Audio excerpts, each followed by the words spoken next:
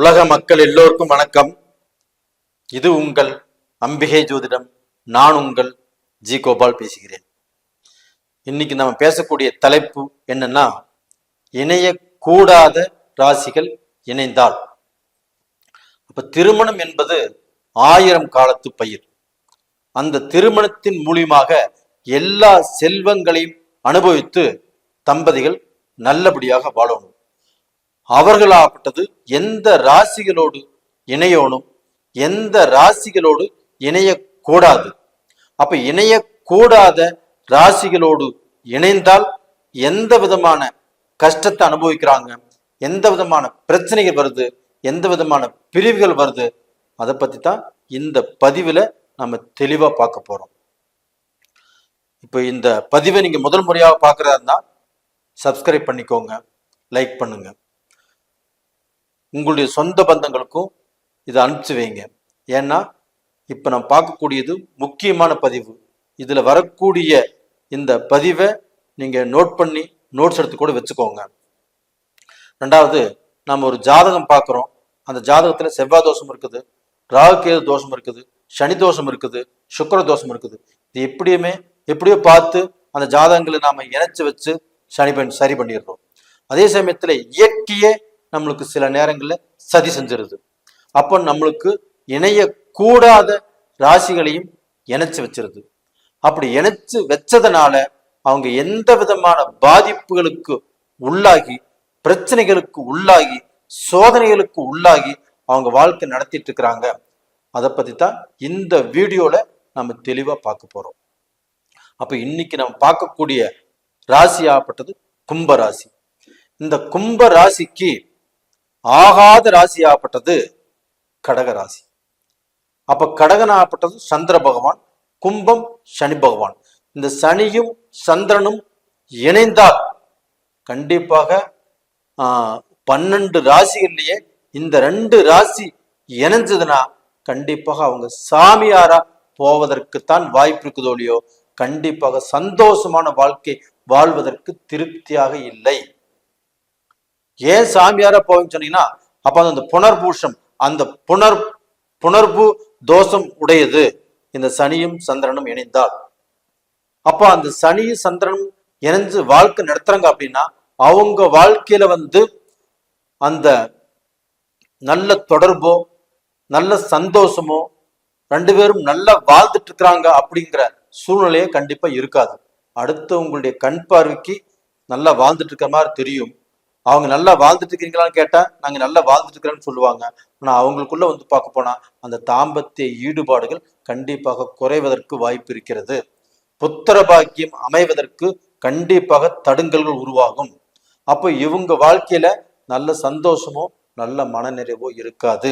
ரெண்டாவது பாத்தீங்கன்னா, இவங்களுக்கு கடனால பிரச்சனை வரும், உடல் மருத்துவ ரீதியான பிரச்சனைகள் உருவாகும், துரோகம், சத்ரு, எதிர்ப்பு, இதனால பிரச்சனைகள் வரும். அப்போ இவங்க வாழ்க்கையில நம்பினவங்கனால இவங்களுக்கு துரோகங்கள் நடக்கும். எப்படிங்க?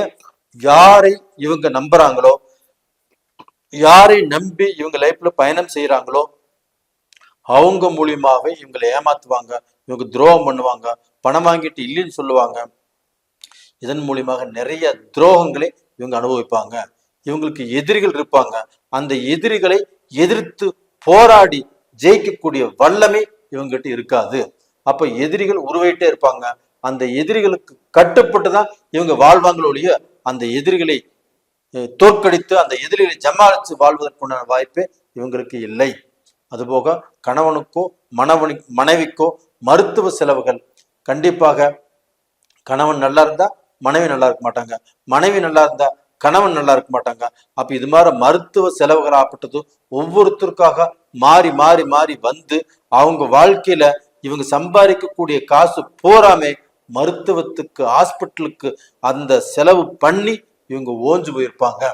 அப்ப டோட்டலா பாத்தீங்கன்னா இவங்களுக்கு திருமணம் செஞ்சு 10 வருஷமாச்சு, 20 வருஷமாச்சு, 30 வருஷமா இருந்தா கூட அவங்களுக்குன்னு இருக்கிறதுக்கு ஒரு நல்ல வீடு இருக்காது, ஒரு சொத்து இருக்காது, ஒரு செல்வம், ஒரு செல்வாக்குங்கிறது கண்டிப்பாக இருக்காது.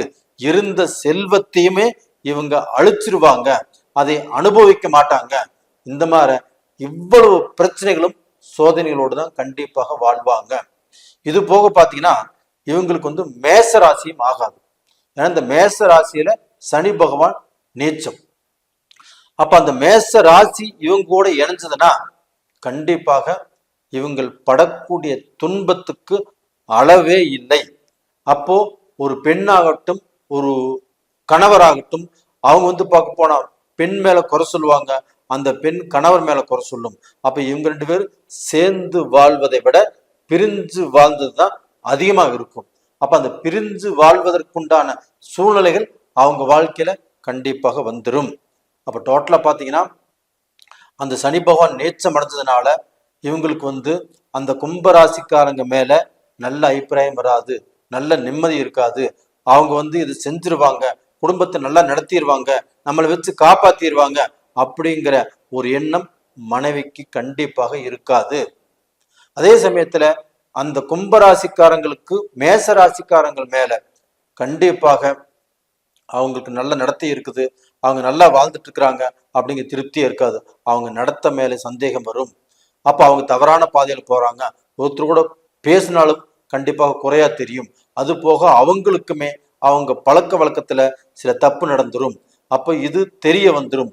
தெரிய வந்து கண்டிப்பாக வீண் பிரச்சனைகள், வீண் சோதனைகள் எல்லாமே வரும். இதனால இவங்க வாழ்க்கை பிரியக்கூடிய சூழ்நிலைக்கு வந்துடும். ஒரு சிலர் பிரிஞ்சே போயிருக்கிறாங்க. அப்ப டோட்டலா பாத்தீங்கன்னா இந்த மாதிரி ராசி இணைந்தால் இந்த விதமான பிரச்சனைகள் வந்து, இந்த விதமான சோதனைகள் வந்து கண்டிப்பாக இன்னைக்கும் ஒரு சிலர் இப்படித்தான் வாழ்ந்துட்டு இருக்கிறாங்க. அப்ப திருமணம் என்பது ஒரு 1000 காலத்து பயிர். அந்த திருமணத்துல அவங்க நல்லா வாழணும், நல்ல சந்தோஷமா இருக்கணும், எல்லா செல்வ வளங்களையும் பெறணும் அப்படின்னு சொல்லித்தான் அந்த திருமணம் பண்ணி வைக்கிறோம். அப்படி திருமணம் பண்ணி வச்சுமே அவங்க வந்து திருப்தி இல்லாமல் சந்தோஷம் இல்லாம வாழ்ந்துட்டு இருந்தாங்கன்னா அவங்களை பெத்தவங்க இவங்களை பார்க்கும்போது அவங்களுக்கு எவ்வளவு மனசு கஷ்டப்படும், எவ்வளவு வேதனைப்படுவாங்க. நம்ம பொண்ணு நல்லா வாழலையே, நம்மளுடைய பையன் நல்லா வாழலையே, நம்ம பையனுடைய முகம் வாடி இருக்குதே, நம்ம பொண்ணுக்கு வந்து பார்ப்போம் நல்ல வாழ்க்கை அமையலையே, ஒரு திருப்தி இல்லையே அப்படின்னு அவங்க மனசு ரணமாயிரும். அதனாலதான் இந்த ராசிகள்ல தேவ அணி அசுர அணின்னு 2 பிரிவு இருக்குது. இப்ப தேவ அணி அப்படின்னா மேசம், விருச்சகம், கடகம், சிம்மம், தனுசு, மீனம். இது வந்து தேவ அணி. இதுல வந்து 6 ராசிகள் இருக்குது. இந்த 6 ராசிகளுக்குள்ள 2 ராசிகள் இணைஞ்சாங்கன்னா அவங்க வாழ்க்கை திருப்தியாக சந்தோஷமாக இருக்கும். இதே அசுர அணி, அசுர அணினா ரிஷபம், விருச்சகம், மிதுனம், கன்னி, மகரம், கும்பம். இது வந்து அசுர அணியில இது 6 ராசிகள் இருக்குது.